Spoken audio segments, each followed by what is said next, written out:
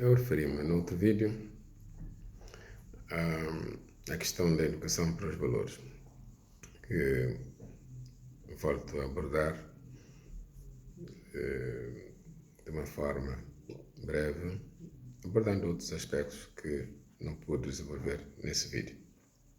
E tampouco farei isso de forma desenvolvida neste. Eu referi-me ao facto de que a educação é aceita como obra de toda a sociedade, pelo menos no plano discursivo, no plano dos discursos, né? E toda a gente admite isso. Mas na prática, então, nem sempre isso acontece.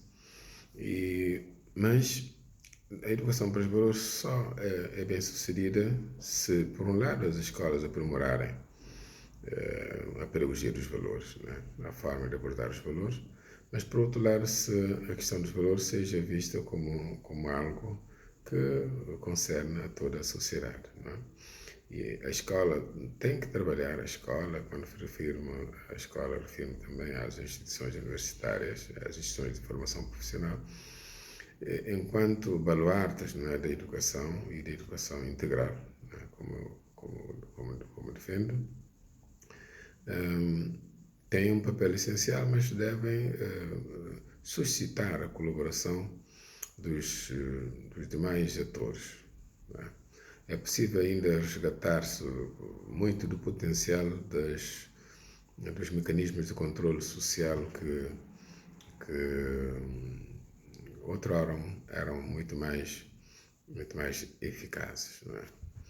E nos nossos tempos de criança, os mais velhos eram pais e mães de todos nós, não é verdade? As famílias faziam esse controle social e, como eu referi no anterior vídeo, diversas outras organizações da sociedade civil também desempenhavam um papel positivo na educação para os valores. É possível resgatar parte desse potencial, trazendo pessoas para o contexto escolar, por um lado, colaborando com a escola em várias iniciativas conducentes a tornar mais efetivos os valores, mas, por outro lado, em ligação com as escolas, em uníssono, trabalhando em uníssono com as escolas, diferentes instituições podem e devem também, nos respectivos campos de atuação, promover a educação para os valores, de modo que haja um ambiente social favorável à disseminação dos valores. No que concerne concretamente à pedagogia dos valores, ou seja, a forma como as escolas devem agir para promover a educação para os valores, eu costumo, além da questão da necessidade da aliança, ampla aliança com as comunidades epistêmicas, ou com os diversos mecanismos de controle social e de educação informal, não é? A escola deve aprimorar, digamos, na abordagem dos valores. Antes de mais, os valores não devem ser impostos autoritariamente. É preciso que os valores sejam abordados numa perspectiva de prática, não é? A partir de condutas observáveis no dia a dia, ou que podem ser observadas no dia a dia e que devem ser objeto de abordagem nas escolas. Mas abordagem de que modo? Não é necessário que haja uma disciplina específica para a educação para os valores, como formação profissional social, como educação cívica ou educação moral, religiosa. Não que eu seja contra isso, é que todos os educadores devem ser também, devem ser sujeitos ativos na promoção da educação para os valores. Então, a perspectiva que se recomenda é uma abordagem interdisciplinar, multidisciplinar e transdisciplinar, ou seja, ir além das disciplinas. Pode-se educar os valores nas diferentes disciplinas, mesmo até matemática, através dos enunciados, né, das contas que se fazem para aferir estatisticamente qual é o grau, por exemplo, de incidência de determinadas condutas. Isso pode ser oportunidade para educar os valores matematicamente falando.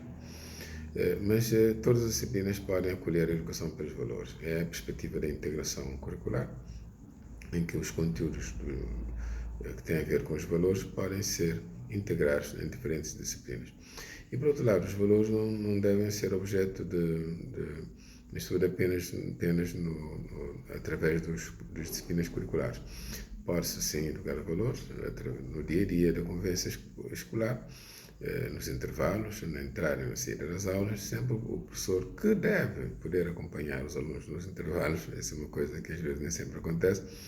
Os professores podem, estou a apelar sobretudo no ensino não superior, mas no ensino superior é possível que os professores também interajam com os alunos fora do ambiente formal do ensino-aprendizagem ou de estudo acompanhado. E aí, nesse contexto em que é possível fazer passar um conjunto de mensagens que contribuam para uma educação autêntica, não é? Que não dispensa seguramente os valores. A educação para os valores exige, portanto, por um lado, que os valores não sejam meramente impostos, não é preciso que os valores sejam assumidos de uma forma consciente, ou seja, sejam autoimpostos, não é?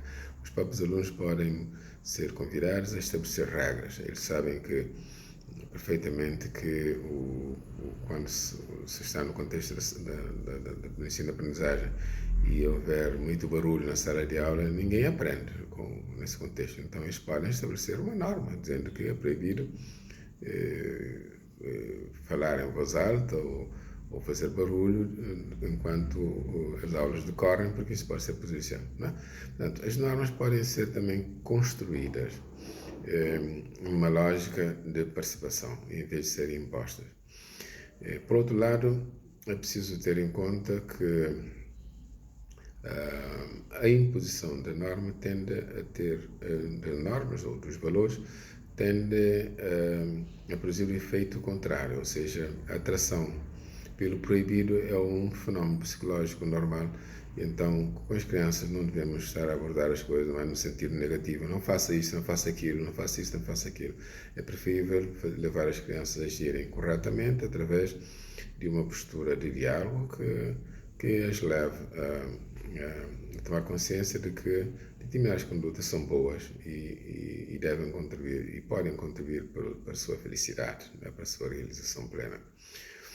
E então, o que importa é utilizar formas outras, através de abordagem mais prática, através de diálogo, através da análise de casos, né, de casos do dia a dia que acontecem no meio social e no meio escolar, não é? Trazer para a sala de aula e submeter esses casos a uma análise, no sentido de os alunos poderem eles mesmos extrair conclusões que sejam úteis para a sua formação, né, em termos de educação integral. Já me referi à necessidade, portanto, de uma abordagem axiológica, ou seja, abordagem dos valores, como um complemento do saber teórico que tende a ser ensinado quase exclusivamente a nível da escola, em vários dos trabalhos meus. Mas por que isso ocorre? É que o currículo escolar está repleto de disciplinas e com conhecimentos muito complexos a serem transmitidos e ensinados. E o que acontece é que nós, sobretudo em Cabo Verde, funcionamos com escolas a meio tempo, né?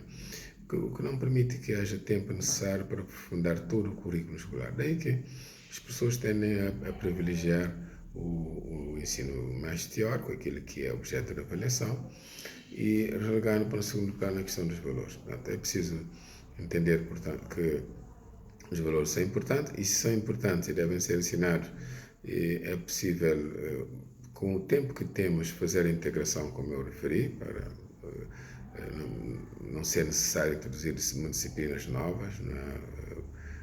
Tanto mais que todos os professores devem ser educadores também para valores, e é possível também fazer mais em matéria dos valores. Os valores, se são importantes para o ensino, também têm que ser importantes para avaliação. Portanto, é possível arranjar formas adequadas de avaliar também os valores, não numa perspectiva meramente teórica, o que é isto, o que é aquilo, né? Mas numa perspectiva prática, se levar os alunos a analisar situações, a discutir questões que têm a ver com condutas observadas na sociedade, né? Ou passíveis de acontecerem na sociedade, para que extraiam conclusões edificantes para a sua própria formação. Portanto, a avaliação dos valores tem que ser numa perspectiva não necessariamente sumativa, através de testes, mas também pode ser numa perspectiva qualitativa, através de uma avaliação sistemática ou formativa que acontece no dia a dia. Não é? Termino dizendo que a problemática dos valores, nos termos que eu aqui abordei, ou seja, assente na assunção da tarefa educativa como centro de toda a sociedade, é aplicável também quando abordamos a ressocialização dos delinquentes, as pessoas que violam as normas de convivência social. O mais importante é prevenir a violação dessas normas, mas haverá sempre uma margem de desvio a essas normas. Então, muitas vezes, esses desvios são graves. Há a intervenção do Estado através dos tribunais, que podem condenar pessoas à reclusão, e depois é necessário que esses reclusos, uma vez castigados dessa forma, penalmente, reintegrem a sociedade e não voltem a delinquir. Não é? Portanto, temos que prevenir a reincidência, mas, sobretudo, temos que garantir que a sociedade viva na paz social, não é? Que esses jovens voltem para a sociedade, mas com um comportamento condizente com aquilo que é a ordem e a paz social. E isso implica que portanto, a educação seja feita também no contexto das instituições prisionais, mas em ligação não só por essas instituições, mas também em colaboração com todas as outras instituições vocacionadas, escolas, centros de formação profissional, universidades, etc., para que os reclusos possam depois integrar-se na sociedade de uma forma mais harmoniosa. E, por outro lado, também é preciso educar a sociedade, preparar a sociedade para lidar com os reclusos. Eles pagaram aquilo que é a sua dívida para com a sociedade e devem poder, então, ser de novo acolhidos de modo a que haja harmonia na sociedade. Portanto, essa é uma problemática assaz complexa. A educação para os valores é algo que diz respeito a toda a sociedade, portanto, não só as crianças no contexto escolar ou universitário, mas a educação, digamos, societária ou societal, a educação de toda a sociedade torna-se mista a fazer-se para que haja um ambiente propício ao desenvolvimento das nossas crianças. Voltaremos seguramente a este tema em outras oportunidades. Obrigado.